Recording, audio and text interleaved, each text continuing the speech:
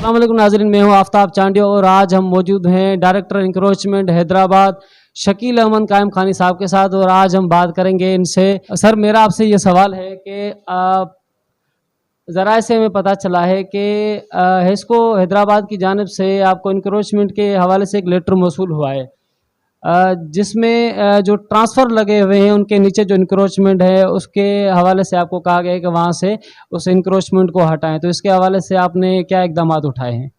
सबसे पहले तो मैं आपका शुक्रिया अदा करूँगा कि आपने मुझे ये प्लेटफॉर्म मुहैया किया कि मैं आवाम तक जो है वो मैसेज कन्वे कर सकूं। बात ये है कि हमें हेस्को हैदराबाद की तरफ से लेटर मौसूल हुआ है जिसमें हमसे कहा गया है कि जितने भी पीएमटीज़ हैं, ट्रांसफार्मर्स हैं, पीएमटीज़ कॉमन लोग समझते नहीं, तो इसलिए सीधे लफ्ज़ों में कि ट्रांसफार्मर जो भी लगे हुए हैं, जहाँ भी लगे हैं, उनकी बिल्कुल नीचे और उनकी बिल्कुल मतलब क्लोज उसमें जो है वो जो भी ठिए लगे हुए हैं, पथारे लगे हुए हैं या जिन्होंने कुछ ने शॉप्स बना रखी हैं, उन सबको रिमूव करने के लिए।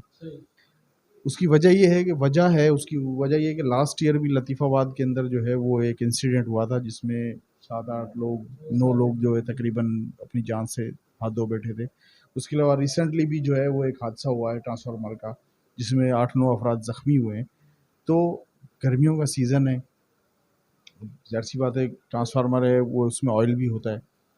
अब वो ट्रांसफार्मर ब्लास्ट लास्ट आपको मैं बताऊं कि लास्ट नाइट गुज़िश्ता रात भी मैं एक जगह पर मौजूद था, तो वहाँ पर ब्लास्ट हुआ, ट्रांसफार्मर का ब्लास्ट हुआ, लेकिन ये शुक्र है कि ट्रांसफार्मर फटा नहीं जो भी। लेकिन बहरहाल वो उस ट्रांसफार्मर के उधर वहाँ मौजूद था, एक ठेले वाला भी मौजूद था, तो उसे तंबी की कर रहे थे, उसे तंबी हटा के भाई यहाँ से ये हटा लें। मीनवाइल ही जो है वो ट्रांसफार्मर का ब्लास्ट हुआ, लेकिन वो शुक्र है कि ट्रांसफार्मर फटा नहीं।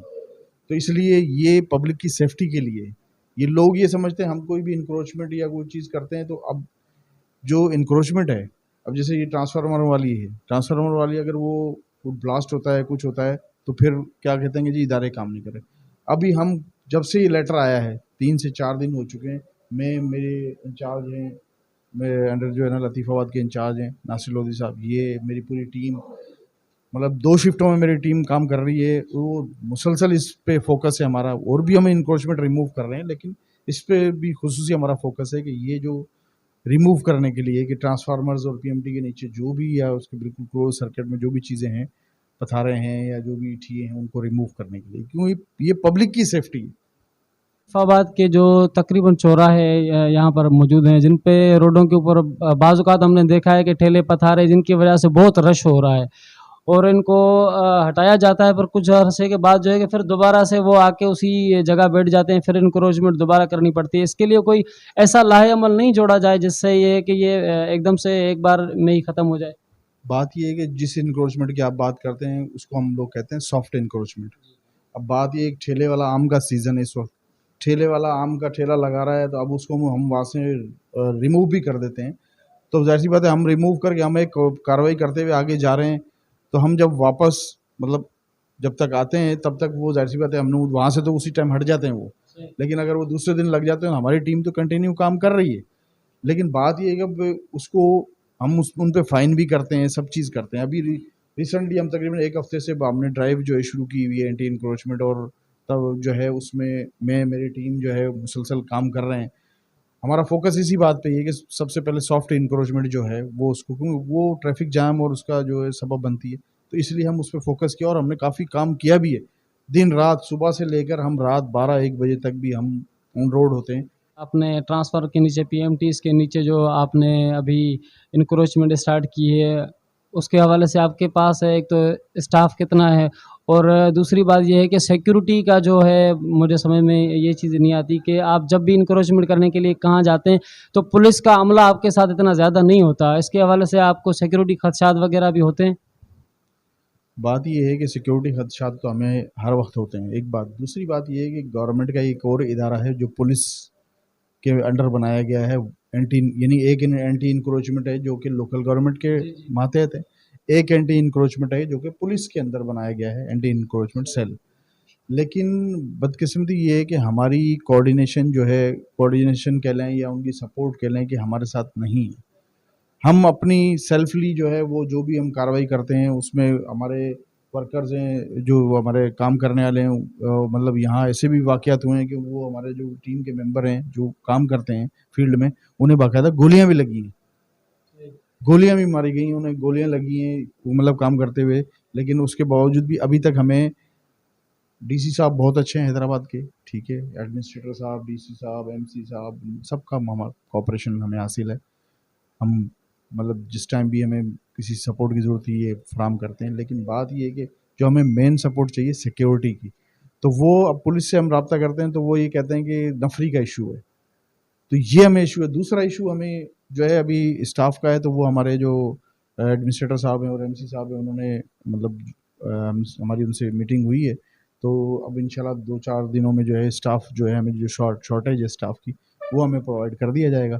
फिर इंशाल्लाह हम हमारे काम में और मज़ीद इम्प्रूवमेंट आएगी और हम बेहतर इंशाल्लाह ताला सर्व कर नाजरीन हमारे साथ इस वक्त मौजूद हैं इंचार्ज इंक्रोचमेंट से लतीफ़ाबाद नासिर लोधी साहब। आइए इनसे बात करते हैं, इनसे पूछते हैं कि सर मेरा आपसे ये सवाल है कि जो इंक्रोचमेंट आप करते हैं बाज़ारों के अंदर या चौराहे चौक पे जो कैबिनेट ठेले वगैरह लगे होते हैं, आप उठा लेते हैं वहाँ से, तो उनका ये कहना है कि हमसे जो है कि जब ये ठेले पथारे उठा के जाते हैं तो हमसे फिर रिश्वत लेके फिर ये जो है कि वो ठेले पथारे जो है वो वापस करते हैं। इसके हवाले से आप क्या कहेंगे?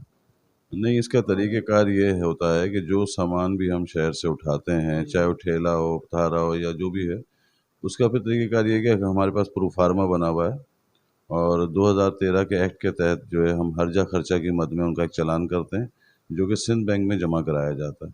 अब ये जो सामान छुड़ाने आता है, ये तो उसका फ़र्ज़ बनता है कि जी मुझसे चालान की पर्ची ले और चालान जाके बैंक में जमा कराए। और हमारे पास जब से मैंने रतीबाद का चार्ज लिया है, मुझे अभी तक याद नहीं है किसी का सामान आने से फ्री में दिया हो।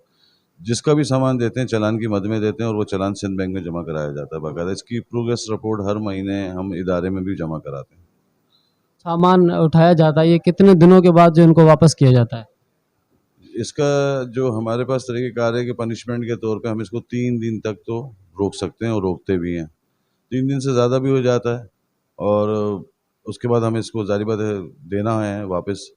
अभी तक ऐसी कोई पॉलिसी नहीं आई कि जी सामान ज़ब्त कर लें या इसको ब्रेक कर लें, ऐसा करने का कोई पॉलिसी है नहीं। 3 दिन का टाइम ज़रूर होता है कि 3 दिन में उसको ये समझ में आ जाती है कि मैं गलत जगह खड़ा था और मुझे वहाँ नहीं खड़ा होना चाहिए था, इसी मद में उसका चालान भी होता है। बिल्कुल इसी हमने लतीफ़ाबाद के अंदर देखा है कि बड़े-बड़े होटल्स जो बने हुए हैं, इनके बाहर कुर्सियाँ जो होती हैं वो रोड तक आ रही होती हैं। कार्रवाइयों का फोकस जो होता है वो ठेले पथारे और रोडों को साफ करा रहे होते हैं। लगा के रोड को ब्लॉक किया जाता है, तो उसके हवाले से आपने क्या कार्रवाइयाँ की हैं या इस हवाले से आपने क्या लाहे-अमल तैयार किया है? देखिए जी, होटल्स की जो कुर्सियाँ बाहर लगती हैं, बिल्कुल लगती हैं, इसमें कोई दो राय नहीं है, लेकिन रोज़ाना की बुनियाद पे वो कुर्सियाँ हम लोग मुख्तलिफ़ इलाकों से उठाते भी हैं। अब कोई कुर्सी कोई होटल वाला अगर रात के 11 बजे के बाद 12 बजे के बाद लगा रहा है, तो हैदराबाद शहर है, गर्मी है, लोग आते हैं चाय पीने, बाहर बैठते हैं। लेकिन मैं उन होटल वालों को इस बात का ज़रूर पाबंद करता हूँ कि ट्रैफ़िक में हड़ल पैदा नहीं हो और रात 12 बजे के बाद ज़रूर कुर्सी लगाएँ। लेकिन दिन में ना हम दिन में कुर्सी लगने देते हैं और अगर कुर्सियाँ लगती हैं, तो रोज़ की बुनियाद पे कुर्सियाँ उठती भी हैं, जुर्माने भी लगते हैं उनके ऊपर। और काफ़ी लोग इस पे पाबंद भी हुए हैं, काफ़ी होटल वालों ने कोऑपरेट भी किया है, ऐसी बात नहीं होटल वालों को। अब जो कोई नया होटल खोलता है उसको उसका तरीक़ेकार नहीं पता होता है, जब उठता है सामान जुर्माना लगता है तो फिर समझ में आ जाता है उसके। अच्छा, एनक्रोचमेंट के लिए आप जो एनक्रोचमेंट करते हैं, इसके लिए क्या मशीनरी आपको दरकार होती है? क्या सारी चीज़ें आपको प्रोवाइड हैं इस वक़्त? नहीं, मशीनरी जिस तरह दूसरे शहरों में या सूबों में हमारे यहाँ एंक्रोचमेंट के पास जो मशीनरी है वो तो खैर हैदराबाद एंक्रोचमेंट के पास नहीं है अभी तक। हमने अभी अपने इदारे को डिमांड लिखकर भेजी है जिसमें एक्सीवेटर है, डंबर हैं, लोडर हैं, बहुत सारी इस टाइप की मशीन है जो अभी हमारे पास नहीं है और इदारे को लिख कर दिया है कि ये मशीनें हमें चाहिए और इसके लिए हमें ज़रूरत भी है। सॉफ्ट इंक्रोचमेंट तो चलें आप हाथ से हटा देते हैं, लेकिन जो हार्ड इंक्रोचमेंट है उसके लिए मशीनरी का होना ज़रूरी है।